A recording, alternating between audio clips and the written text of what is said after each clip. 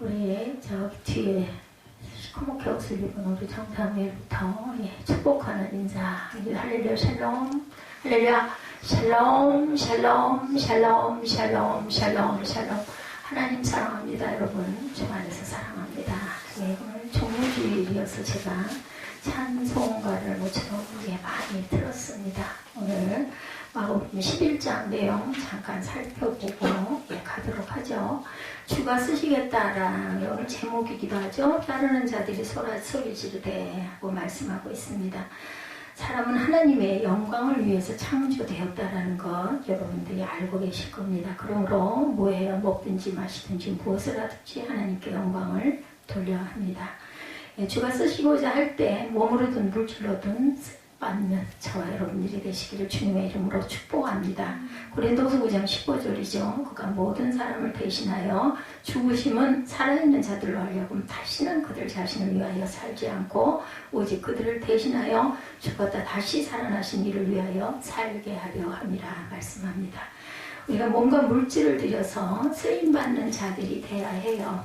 몸과 물질을 하나님께 드리듯 사람께 주는 것 또한 그렇게 아끼지 않고 줄 줄 아는 그런 마음 또한 하나님이 부어주시기를 주님의 이름으로 축복합니다.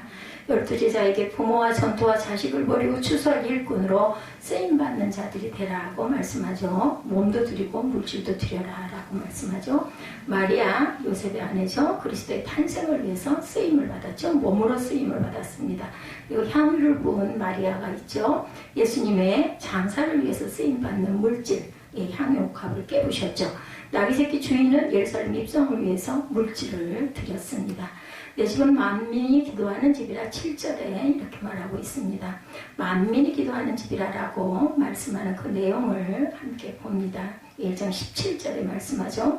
열왕기상 8장 26절에서 61절에 보면 내 이름이 거기 있으리라 하신 곳 성전을 향하여 비는 기도를 들으시옵소서 하고 기도하죠. 역대하 7장 15, 16절에도 이곳에 사는 기도가 내가 눈을 뜨고 귀를 기울이니 이는 내가 이미 이 성전을 택하고 거룩하게 하여 내 이름을 여기에 영원히 있게 하였습니다. 눈과 마음이 항상 여기에 있으리라고 말씀합니다. 18절에도 보면 그의 교훈이 나타납니다. 마태복음 5장 7절까지 산상수훈 말씀 여러분 잘 아시죠?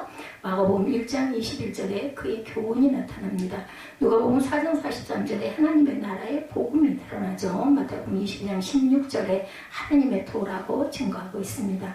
믿고 마음에 의심하지 아니하면 23절에 내가 진실로 너희 이름이 누구든지 이 산들을 들려 바다에 던지리라 하며 그 말하는 것이 이루어질 줄 믿고 마음에 의심하지 아니하면 그대로 됩니다.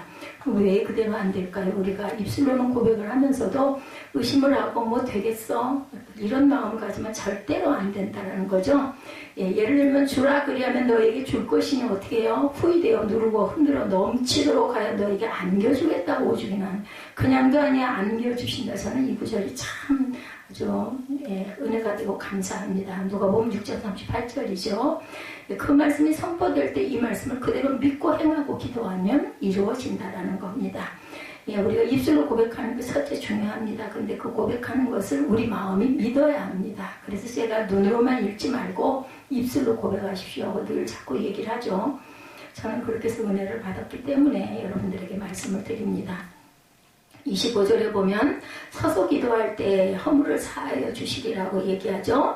서서 기도할 때 아무에게나 혐의가 있거든 용서하라고 말씀합니다. 우리 모두는 죄인입니다. 그렇기 때문에 누구를 판단하고 정죄하기에 앞서서 그를 내가 상처를 받았다 할지라도 용서하는 마음 또한 우리 마음대로 안 됩니다. 하나님께 주시라고 구해야 되겠죠. 그리하여야 하늘에 계신 너희 아버지께서 너희 허물을 사하여 주시리라. 하나님께 은혜를 받고 우리가 생명을 받았는데 용서하지 못할 게 어디 있겠습니까? 그런 마음을 갖고 우리가 살아야 될 줄로 믿습니다.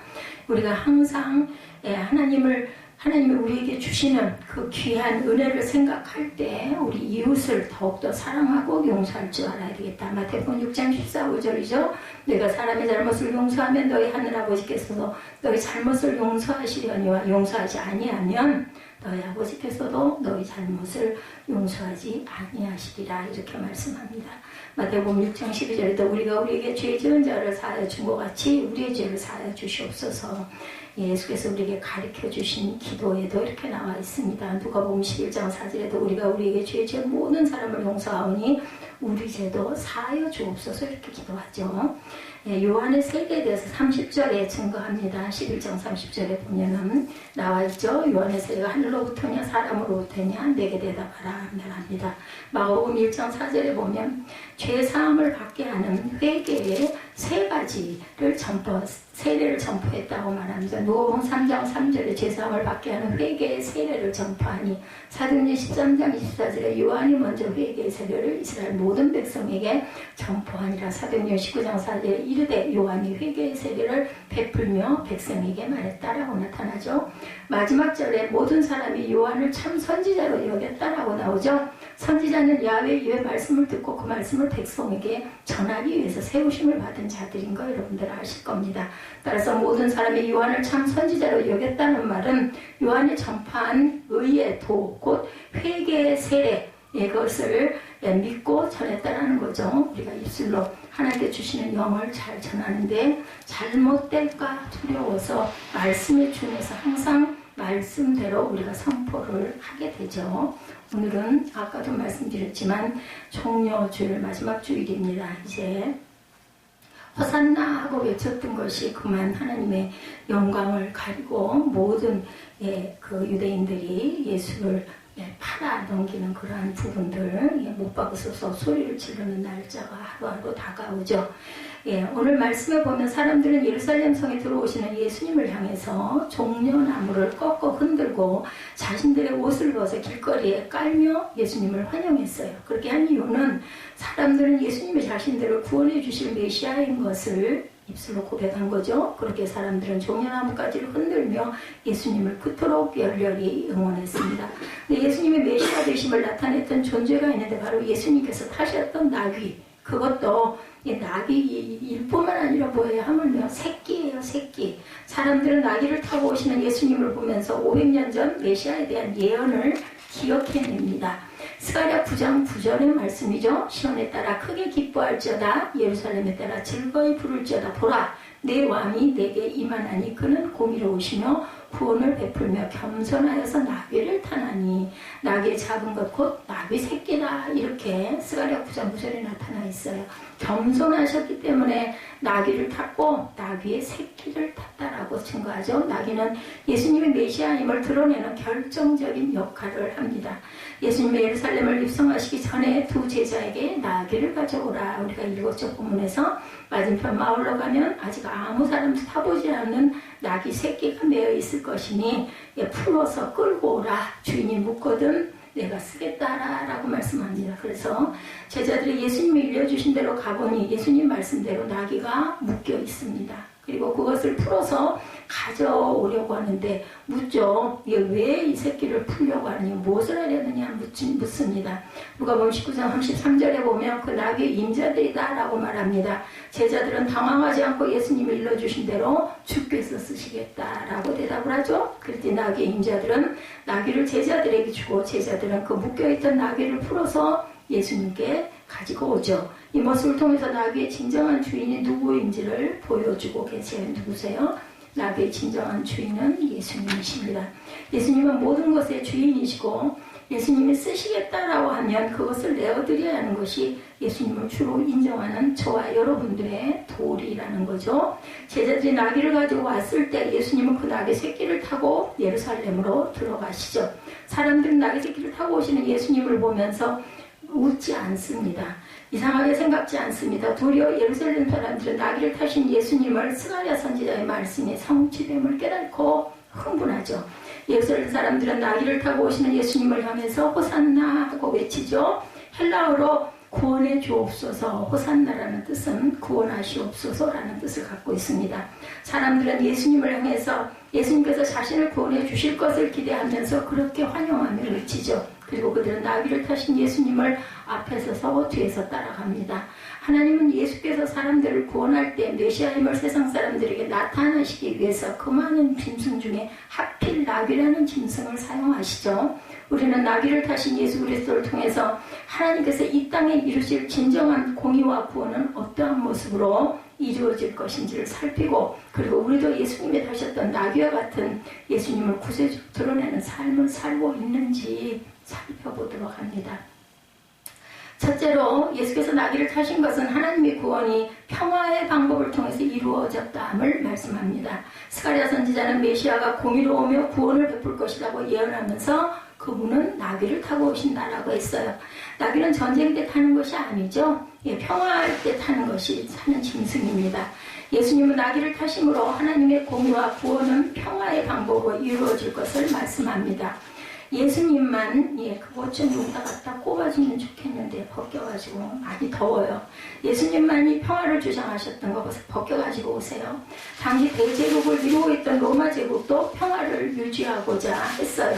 역사학자들은 기원전 27년 아우구스투스가 내란을 수습하고 로마 제국의 황제가 된 후 약 200년간 비교적 안정된 시기가 있었는데 그때를 팍스 로마나 로마의 평화다 이렇게 말하죠.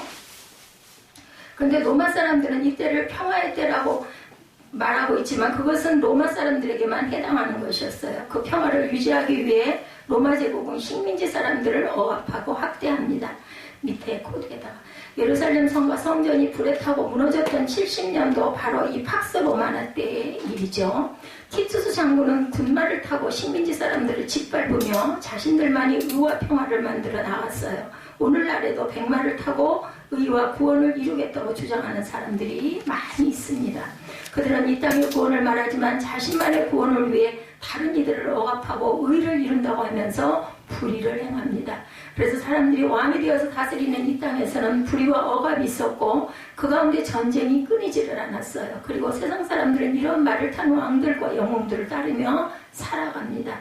그때 예수께서도 스가랴의 예언대로 공의와 구원을 위해서 예루살렘의 왕으로 입성하신 거예요. 그런데 예수님은 전쟁을 위한 말을 타고 오신 것이 아니라 평화를 의미하는 나귀를 타고 오셨다는 것.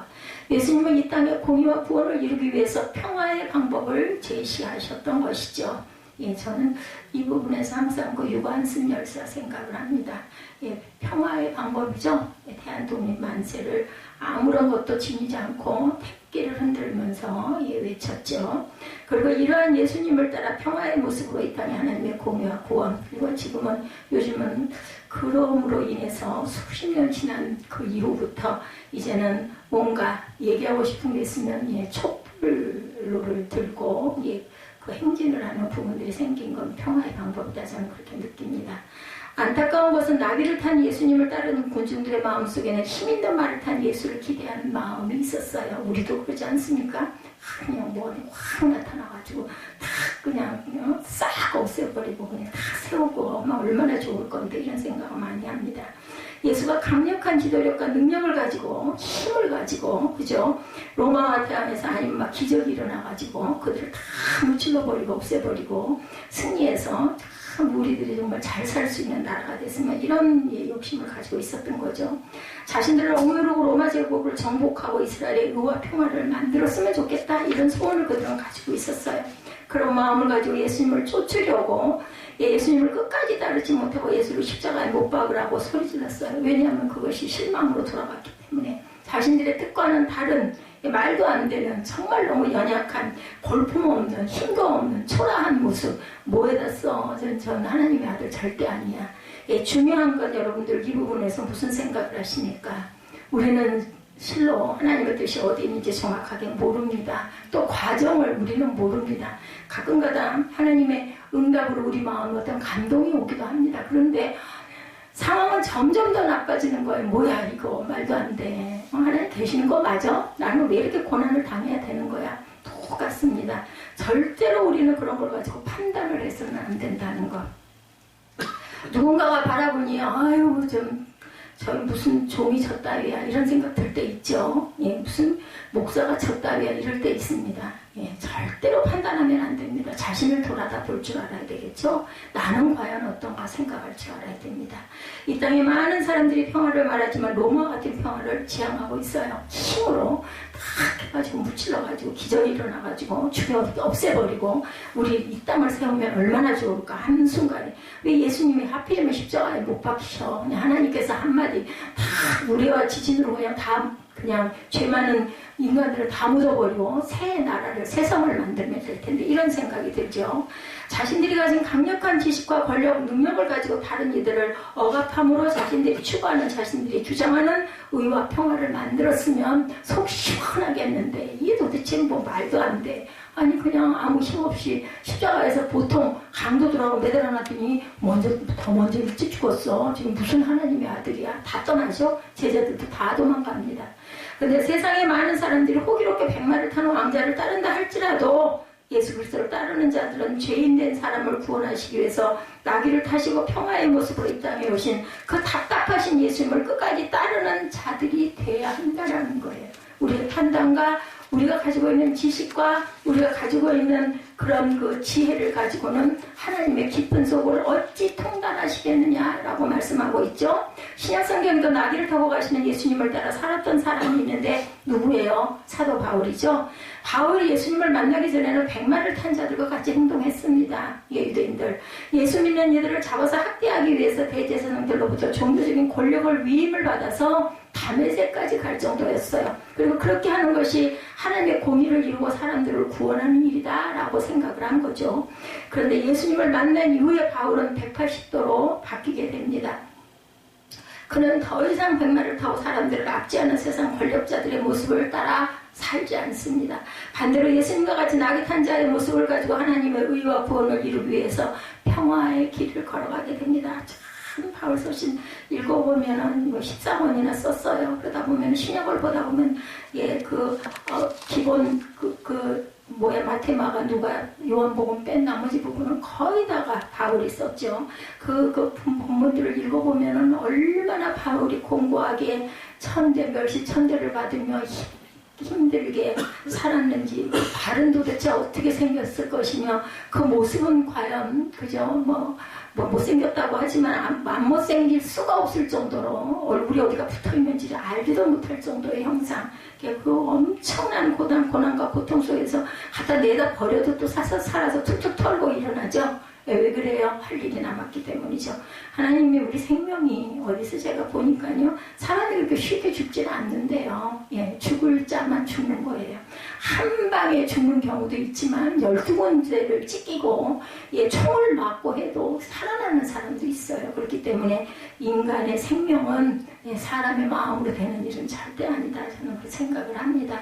제가 그냥 매일매일 정말 죽을 것 같이 그냥 고통스럽습니다. 지금도 계속해서 제가 물을 마시고 있는 이유는 물 마시면 안 좋아요. 화장실 가야 되기 때문에. 그런데도 목이 말라붙고 목안이 아프니까, 따갑고 아프니까, 힘이 드니까. 그러니까 제가 이 강단이 있는 게 얼마나 감사한지, 짚지 않으면 쓸 수도 없는데, 그래도 이렇게 선포하면서 저는 힘이 납니다. 아직 제가 할 일이 남은 거죠. 바울은 이러한 이들을 향해서 전쟁하려 하지 않고 평화라고 말하죠. 로마서 12장 18절입니다. 할 수 있거든 너희로서는 모든 사람으로 더불어 모해라 화평하라 평화하라 말씀합니다. 그래서 여러분들 혹시 무엇으로 인해서 영향을 받아가지고 화평한 마음이 깨지고 자꾸 마음에서 판단하는 마음과 분이 일어나거든 싹 잊어버리세요. 각자에게 여러 가지 방법이 있을 겁니다. 그래서 좋은 찬양을 듣는다든지 내가 참 위로를 받는 어떤 구절이 있으면 그것을 찾아서 읽는다든지 아니면 듣는다든지 저는 그렇게 합니다. 그렇게 해가지고 그걸 전환을 해서 내 심령을 평화의 마음, 화평한 어떤 언어 아니면 찬양 아니면 멜로디 아니면 성경 구절 아니면 또 다른 아니면 시 이런 것들 시편 말씀 이런 것들로 채우시고 그것을 묵상하고 하다 보면 마음이 가라앉고 아니면 어떤 영상을 보는 것도 도움이 됩니다. 각자 나름 이렇게 해서 우리 마음을 항상 되도록이면 화평으로 평화로 채우시기 바랍니다. 일부 예배 때도 우리가 그런 얘기를 좀 나눴습니다. 아니 왜 그 무섭고 더럽고 추한 이런 아니면 부정적인 이런 것들로 마음을 채울 이유가 없어요. 그렇게 한다고 뭐가 변해요? 안 변하거든요. 좋은 곳으로 하나님 말씀처럼 귀한 하나님의 보화로 여러분들 마음밭을 채우시기 바랍니다. 사도 바울은 유대인들과 이방인들의 갈등, 자유인과 노예들의 갈등 등을 예수 그리스도 복음으로 평화롭게 극복하고자 그는 노력했어요. 말씀으로. 그리고 바울은 또한 이방인들을 품고 그들에게 예수 그리스도 복음을 전하기 위해서 산 사람이죠. 오로지. 그죠? 결혼도 하지 않고. 갈라디아서 4장 19절에 나의 자녀들아 너희 속에 그리스도의 형상을 이루기까지 다시 너희를 위하여 해산하는 수고를 한다고 해요. 엄마들은 다 해산을 해보셔서 알죠. 얼마나 고통스러운지. 그 수고를 나는 늘 한다. 바울은 자신과는 다른 민족인 이방 사람들을 품고 그들의 구원을 위해서 해산하는 고통을 감수했다라는 거예요. 하나님의 공의와 구원은 갈등과 전쟁으로 이루어지는 것은 아닙니다. 그게 빠를 것 같은데 하나님이 원하시는 방법은 절대로 그 방법이 아니에요. 뭐라 그래서 예수님이 그저 베드로가 말고의 귀를 베니까 뭐라 그래요? 칼집에 칼을 꽂으라 그러고 칼을 드는 자는 칼로 망한다고 하죠. 십자가를 지시기 전날에 예수님은 십자가 지시는 것이 너무 떨리고 죽을 것 같아서 겟세마네 동산으로 가셨어요. 예수님이 하나님의 아들이라고 해서 십자가의 고난과 죽으심이 쉬웠던 것은 아닙니다. 도리어 더 힘드셨을 수도 있죠. 예수님은 그곳에 땀방울이 핏방울이 될 정도로 간절하게 기도하셨고 결국은 뭐라 그래요? 아버지의 원대로 하시옵소서. 이 말씀의 의미와 뜻을 여러분들 잘 아시죠? 할 수 있거든 이 잔을 내게서 옮겨주옵소서 그랬어요. 받고 싶지 않으셨던 거예요. 그런데 하나님의 뜻을 알기 때문에 아버지의 원대로 내 뜻대로 마셨고 아버지의 원대로 여러분들도 기도하실 때 내가 원하는 아뢰는 것을 아뢰고 내 뜻대로 마옵시고 아버지의 뜻대로 이루시옵소서 기도하시기 바랍니다.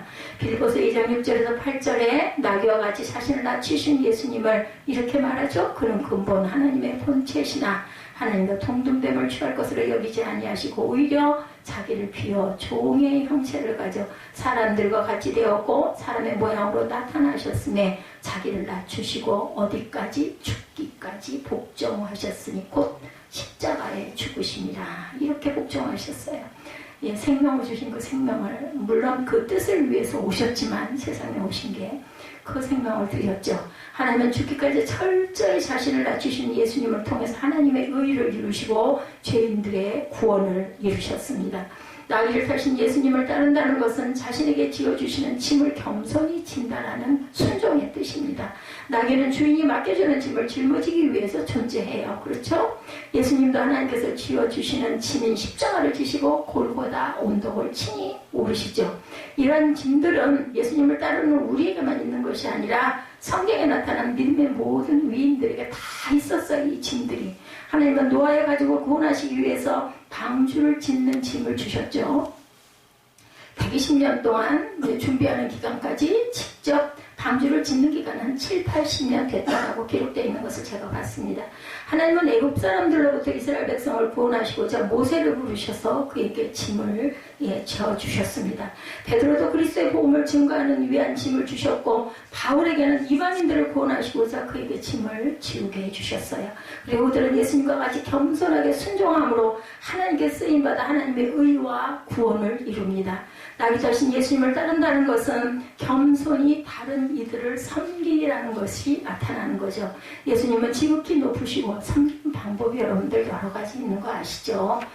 꼭 뭐 교회에서 봉사하는 것만 섬기는 것은 아닙니다.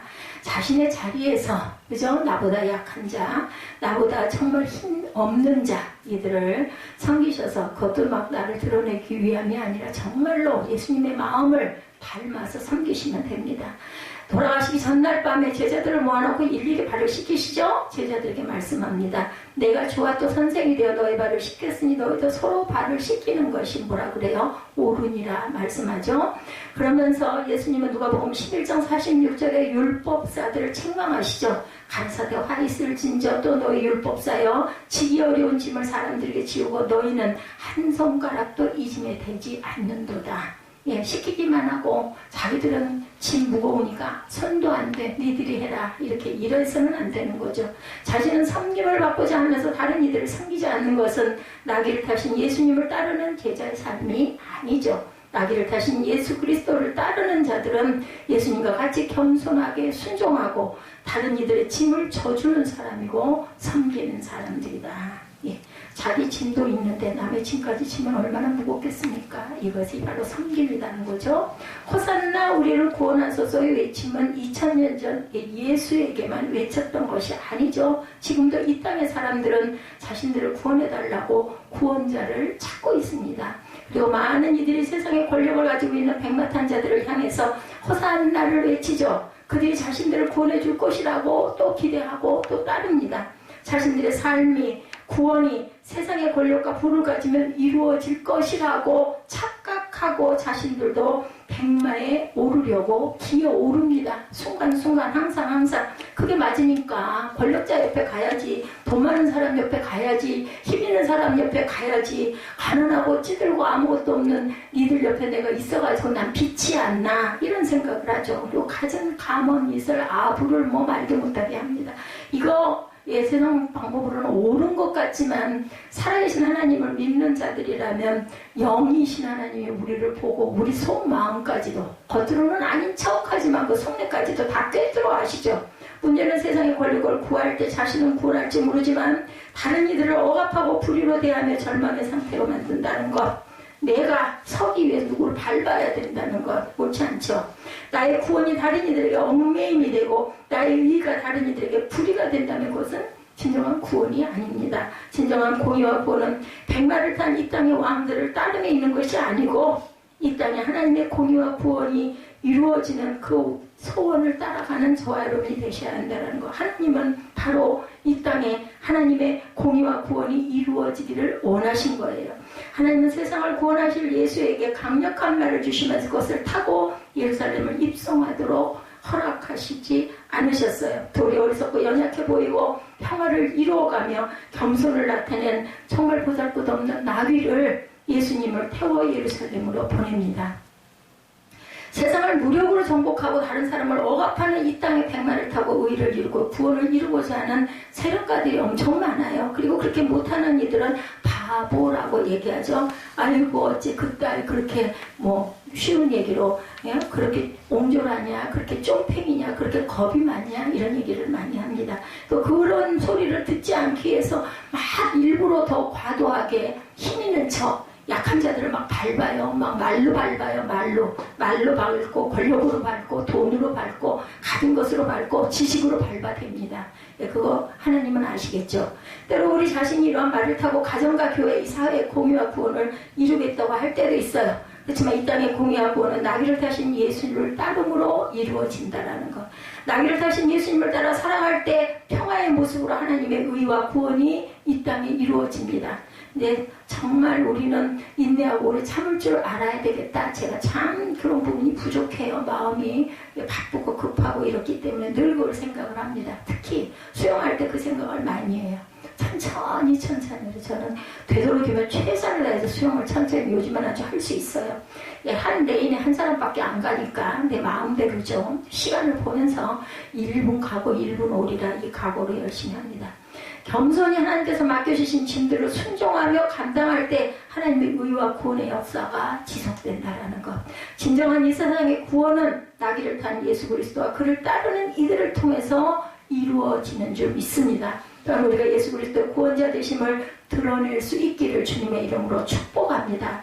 세상의 강함과 권력을 추구하고 경쟁하고 다투는 삶이 아니고 겸손히 다른 이들을 섬기고 그 짐을 지어줌으로 평화를 만들고 다른 이들을 구원하는, 그래서 나귀가 쓰임받았던 것처럼 주님께 더욱더 귀하게 쓰임받는, 빛도 없고 이름도 없이 쓰임받는 저와 여러분들 새벽교회가 되시기를 주님의 이름으로 이 종려 주일 예배의 말씀을 전합니다. 우리 눈으로 볼 때 그럴듯해 보이고 힘있어 보이고 번쩍번쩍 아름다워 보이고 뭐 가진 것 많아 보이고 대단해 보이고 이것을 하나님이 원하시는 게 아니라 어렵고 가난한 자를, 소외한 자들을 위로하고 뭐 꼭 물질로 위로합니까? 말로라도 위로하고 따뜻한 말 한마디라도 건넬 줄 아는 그러한 사랑을 가지시는, 그리고 말씀 속에서 새롭게 다시 일어서시는 저와 여러분 되시기를 주님의 이름으로 축복합니다. 우리 결단 찬양하시고 축도로 예배를 마치도록 하겠습니다.